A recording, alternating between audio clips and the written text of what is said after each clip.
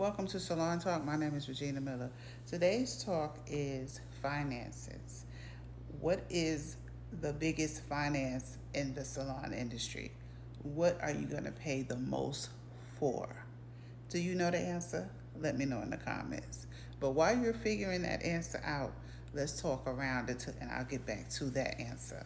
But I want you all to start engaging with me in these conversations. So here's the thing. As a salon owner, for those of you who want to go into salon ownership, you're thinking about salon ownership. For me, the biggest bill or thing that I felt that I needed to take care of was promoting, because promoting is going to guarantee that all of the bills get paid because we're going to have customers, we're going to have clients, right? So you already know you have the bills. You already know what comes with your bills. But it's the things outside your bills that a lot of people don't add in your budget.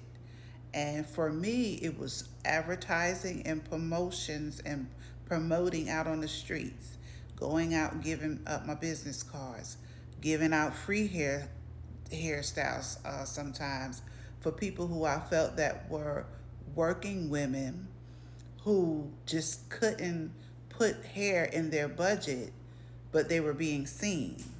See, these are the people that you have to go out and look for.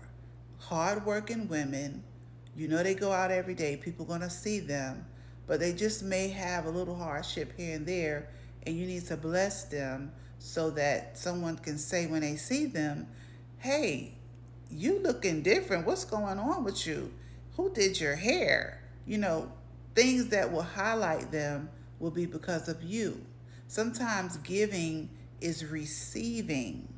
And so that's why those things you don't budget, the free things, the things outside the bills that really is going to matter to promote your business in the long run. People who you look over are the people who will actually go out on the street and tell somebody about your business.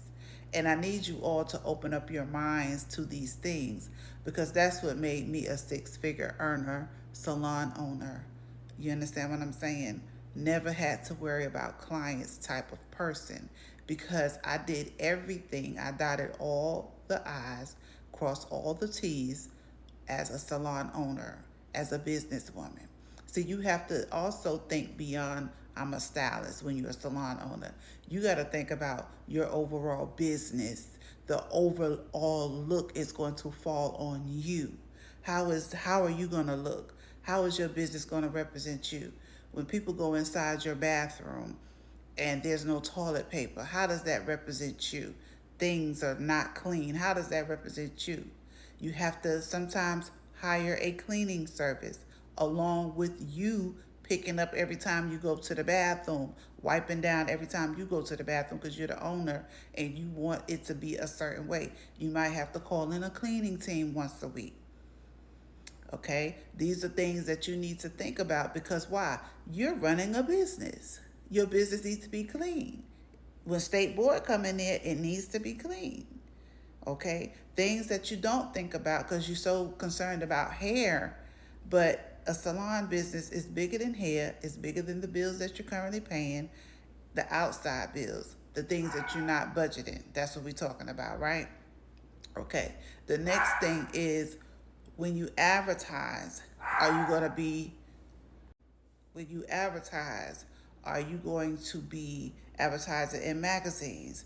Are you going to be self-advertising? Are you going to take people off the street and have them work for you and do some type of advertising? Because I remember times when me and my children, we held up signs on the corner.